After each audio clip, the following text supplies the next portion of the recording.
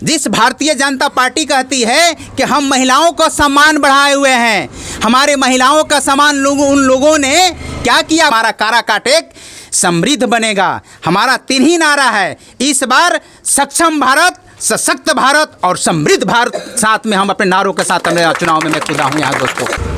अभी देखिए हम सबदला में है, यहाँ पर बाप पार्टी का उम्मीदवार अवधेश पासवान जो कि काराकाट लोकसभा क्षेत्र से चुनाव लड़ रहे हैं। इनका चुनाव चिन्ह शिमला मिर्च छाप है। तो हम इनसे पूछेंगे कि एकदम युवा लग रहे हैं, युवा जोश है।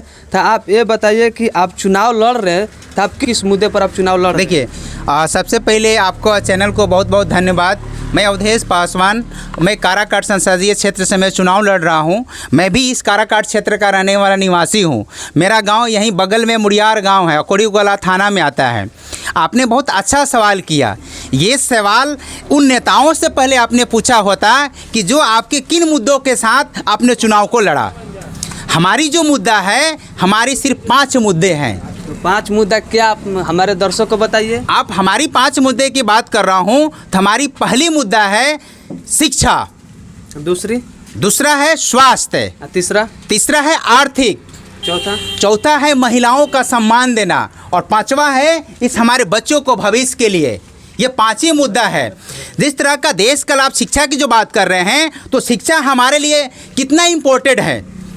अगर हमारे देश के यशस्वी प्रधानमंत्री जी कहते हैं कि हमने 5-5 किलो राशन दे रहे हैं, हमें राशन नहीं, हमें शिक्षा चाहिए। कल हमारा ये बेटा पढ़ेगा तो लिखेगा 5 किलो राशन नहीं, कई किलो राशन को खरीद सकता है। ये हमें शिक्षा चाहिए, हमें नहीं चाहिए राशन। 2014 के पहले गरीबी का आंकड़ा क्या था? 40 करोड़ था। आज उसको बढ़ाकर 80 करोड़। वो कौन लोग हैं? इसका जवाब देना पड़ेगा। जो सवाल आप मुझसे पूछ रहे हैं, ये सवाल उन नेताओं से पूछिएगा जिन्होंने सत्ता को मलाई खाया है। मैं उन्हीं सभी नेताओं को मैं बातों को उजागर कर रहा हूँ। इस काराकाट के संसदीय क्षेत्र के जितने भी सांसद हुए हैं, इस पार्लियामेंट में जाने का सोने का काम किया है। हमारे यहाँ किसानों की बात इन लोगों ने कभी नहीं उठाया, युवाओं की बात कभी नहीं उठाया, महिलाओं का बात कभी नहीं उठाया। तीसरा मैं बात करता हूँ आर्थिक का। आज देश की क्या स्थिति है, गांव-गांव तक क्या स्थिति है, किस तरह से आर्थिक स्थिति से लोग कमज़ोर होते चले जाए। मैं बात करता हूँ उनको लेकर। और जिस भारतीय जनता पार्टी कहती है कि हम महिलाओं को सम्मान बढ़ाए हुए हैं, हमारे महिलाओं का सम्मान उन लोगों ने क्या किया आपको पता है?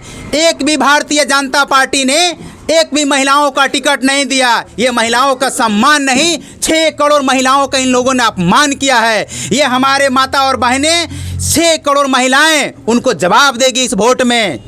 तो आप सभी से उम्मीद करता हूं कि इस बार वोट जातिवाद पर नहीं, इस बार वोट धर्मवाद पर नहीं, इस बार वोट भीड़वाद पर नहीं, इस बार वोट शिक्षावाद भी होना चाहिए, इस बार वोट स्वास्थ्यवाद पर होना चाहिए, इस बार वोट आप लोग आर्थिकवाद पे वोट कीजिए, इस बार वोट महिलाओं के सम्मान के लिए वोट कीजिए और इस बार वोट हमारे युवा साथी, हमारे कल के बच्चों के लिए भविष्य के सवाल कीजिए। आप देखिए आपने शिक्षा और 5 आर्थिक के बात किए, अच्छे लगा हमको सुनकर।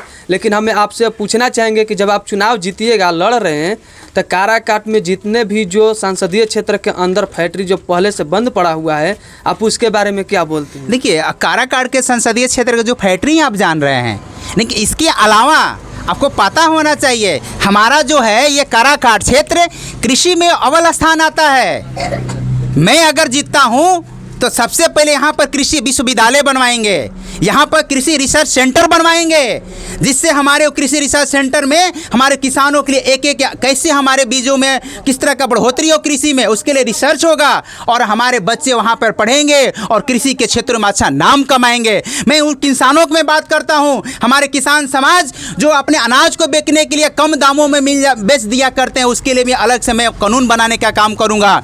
यहाँ पर मैं कंटेनर डिपो के द्वारा यहाँ का जो चावल हमारा दूसरे देशों में जाता है, यहीं से डायरेक्ट हमारे किसानों को फायदा होगा, वैसे पॉलिसी पर मैं काम करूँगा।